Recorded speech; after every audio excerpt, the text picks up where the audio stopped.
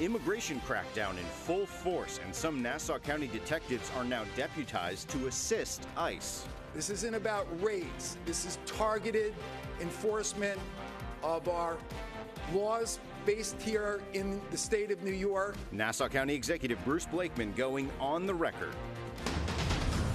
A former hedge fund manager wants to shake up the race for mayor. Whitney Tilson running to lead New York City. How he plans to set himself apart in a crowded field of candidates.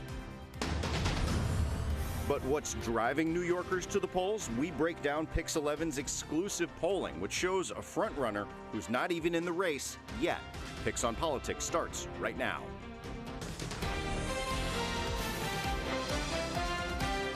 This is Pix on Politics with Dan Manarino. Welcome to Pix on Politics. I'm Henry Rossoff in for Dan Manarino. A new development in the immigration crackdown. This week, Nassau County announced 10 detectives will work with ICE agents to deport criminal migrants. It's a move even Democratic Congresswoman from Long Island, Laura Gillen, approves of. But immigration activists believe this would create separate issues among immigrants who have not committed any crimes while in New York. To dive deeper into this, County Executive Bruce Blakeman is going on the record. County Executive Blakeman, thank you for coming on Pix on Politics. Great to have you here. Thank you, Henry. So tell me a little bit more about the Nassau County detectives and what role they will play in assisting ICE. What does that entail, and why did you feel it necessary to take this extra step? Well, first of all, we are relieved that President Trump now has ICE doing their job. After 4 years of not being allowed to do their job, we've seen rampant criminal behavior throughout the region, throughout the metropolitan area, and throughout the country.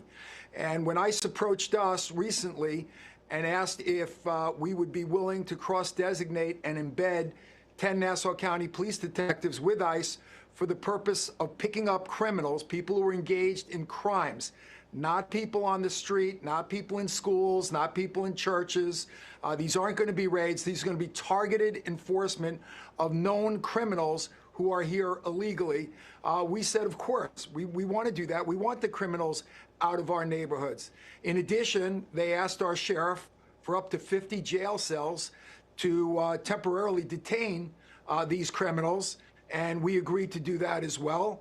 And those individuals will be here temporarily incarcerated until they have permanent detention or deportation by ICE. So let's get real specific here. I told you this, you just said that these would target violent criminals and that there would be no raiding of sensitive locations. You mentioned churches and schools. But those who oppose this say this becomes more than going after the bad guys. For example, immigration activists believe there's an effort to go after anyone who entered illegally. And we have, in fact, confirmed and spoken with federal authorities saying if they're on one of these raids and they find an undocumented, non-violent person, they will detain and perhaps deport that person. Will you engage in these detentions of non-violent criminals with your police? Well, you have to be careful of how you characterize this. It's not just violent criminals. It's non-violent criminals. It's criminals that go into bodega stores and shoplift. It's criminals that steal cars. It's criminals that commit commercial burglaries. It doesn't have to be a violent crime. But what we won't do is if, let's say, for instance, there's a criminal and he's living with his mother, we are going to go and arrest that criminal, but we're not even going to ask his mother for her immigration status. She's not going to get swept up in this. It's going to be targeted against criminals, not against people who are law-abiding but may not have the proper immigration status. And that brings me to my next question, because you hear the defense of sanctuary cities go something like this. We want people who don't have status to report crimes and be witnesses in cases against criminals. So let's put a fine point on this. You know, if someone without status is a victim of a crime or a witness to a crime, can they go to your police without fear of being deported? Absolutely. We want to encourage them to report crimes. If they call 911 or they stop a police officer, we will not ask them their immigration status. If they're victims of a crime, we will not ask them their immigration status. If they're witnesses to a crime, we will not ask them their immigration status. I want to be very clear with that. This is a program to remove criminals from our neighborhoods who are here illegally. This is for the Chilean, Venezuelan, Ecuadorian, organized crime gangs, the Mexican cartel. This is against gangbangers. This is against people who keep preying on our residents and our businesses here in Nassau County and throughout the metropolitan area. It's not sweeping up people who are otherwise law-abiding but may not have the proper immigration status. That is not our program. That is not what we are engaged in with ICE. And one more specific question on this before I want to button up some other matters happening in Nassau County.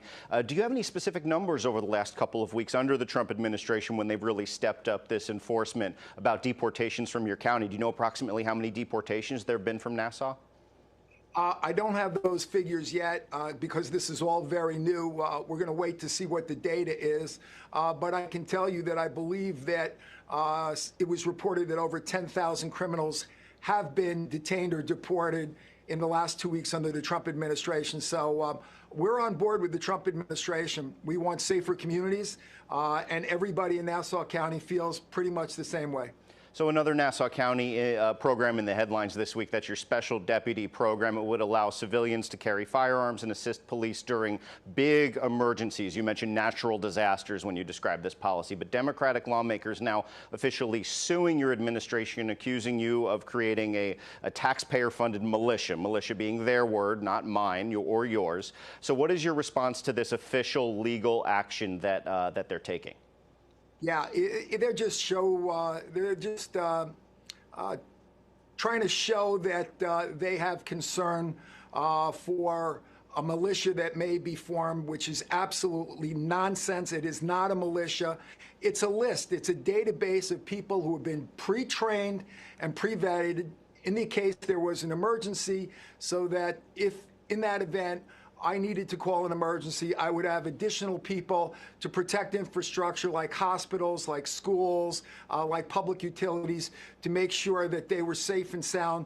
And that would relieve our police officers to go out and do the work that they do each and every day. They would not be replacing our police officers. And by the way, this has been going on in Westchester for years.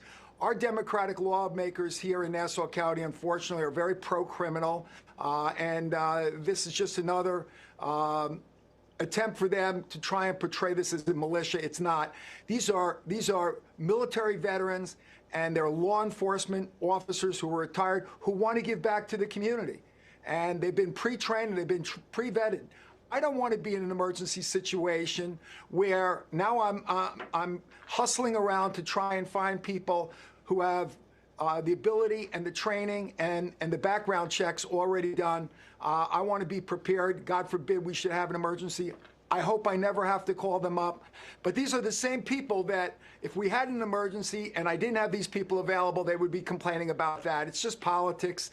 They really don't care about public safety. They're more interested in headlines. And this is the false headline. It's not a militia, and it wouldn't be used for any purposes other than to protect infrastructure in the event of one of the points that they make, Mr. Blakeman, is, why not just take whatever money is used on this and hire more cops? So I'll put that question to you. Why not just hire more cops here? Well, I've hired more cops. I've hired more cops in the last 3 years than any county executive has ever hired. I've hired almost 300 new police officers. I have another class that's going to come in this year with another 50 police officers. I have been hiring more cops, but those are permanent jobs. These would be people who would come in and for a week or two or maybe 3 weeks, they would do tasks that needed to be done. Take, for instance, the blizzards in Erie County in the Buffalo area. That city was basically locked down for 3 weeks. Law enforcement officers couldn't get to their jobs. There were people in the community that could have been used to help out. That's the kind of circumstance. Superstorm Sandy. We had hospitals that weren't being guarded because police officers... If I may real quick jump in here, just because we only about 30 seconds left, so I understand, why would they need to be armed for these protection duties? Why the firearm? I think that's a point of concern here. They would be protecting infrastructure, and all these individuals are already licensed gun owners. So it's nothing new. Again, there are a lot of misconceptions. They're totally false.